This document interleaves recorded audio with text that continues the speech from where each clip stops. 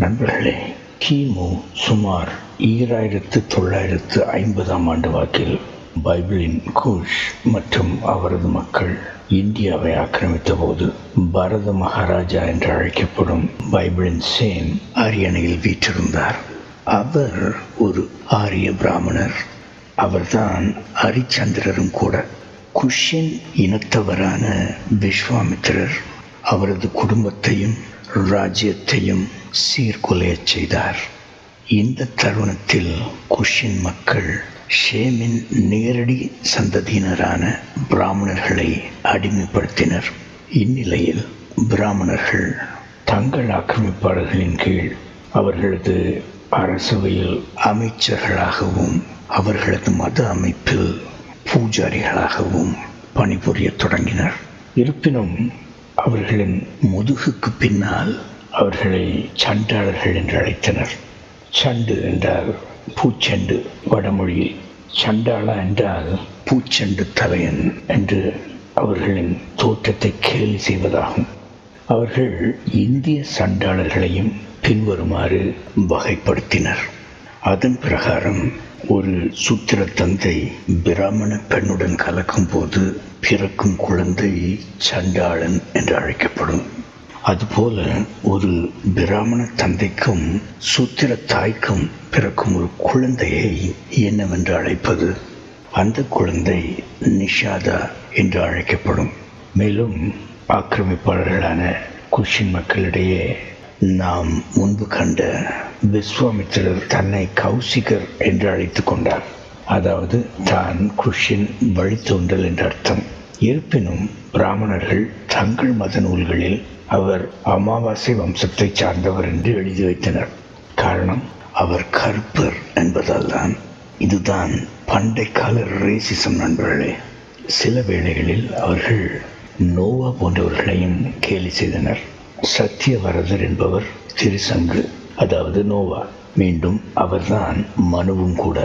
இந்து இலக்கியங்களின் பிரகாரம் வசிஷ்டரின் மகன்கள் திருசங்குவை சண்டாளனாக மாறிப்போக சபித்ததாகவும் அதனால் நோவா ஒரு கருப்பராகி அவரது தலைமுடி சுருண்டு போனதாகவும் எழுதி வைத்தார்கள்.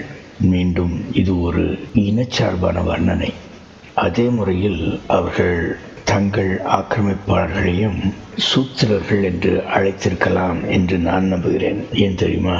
குஷும் அவரது மக்களும் ஆப்பிரிக்காவின் சூடான் பகுதியை சார்ந்தவர்கள். இன்றும் கூட ஆப்பிரிக்க மொழியில் சூட் என்ற வார்த்தைக்கு தெற்கு என்று பொருளாகும். அதாவது சூடானியர்கள் தெற்கத்தியர்கள். ஒருவேளை இதன் காரணமாக இந்தியாவின் கருத்த மக்களும் கூட பிராமணர்களால் சூத்திரர்கள் என்று அழைக்கப்பட்டிருக்கக்கூடும்.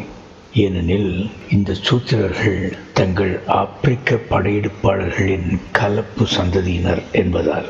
இப்போ பிராமணர்கள் செய்ததெல்லாம் எப்போதும் மோசமானவை என்று நாம் ஒதுக்கிவிட முடியாது. சில வேளைகளில் அவர்களும் சில நல்ல காரியங்கள் செய்திருக்கிறார்கள். உதாரணமாக அவர்கள்தான் இந்து கடவுள்களை அவர்களின் இனங்களை பிரதிபலிக்கும் வகையில் வண்ண குறியீடு செய்தவர்கள். ஆப்பிரிக்க கடவுள்களான சிவன், விஷ்ணு, ராமர் மற்றும் கிருஷ்ணர் போன்றவர்களை ஊதா நிறத்திலும், பிரம்மனாகிய நோவா மற்றும் பாரத மன்னனாகிய சேம் போன்றவரை எதிர்கால தலைமுறையினர் புரிந்து கொண்டு உண்மையை கண்டறியும் வகையில் அவர்களை வெள்ளை நிறத்தோலுடனும் சித்தரித்தனர். அது மட்டுமன்றி நீரிலிருந்து வெளிப்பட்ட பாதாளலோக கதாபாத்திரங்களை பச்சை நிறத்திலும் வரைந்தனர்.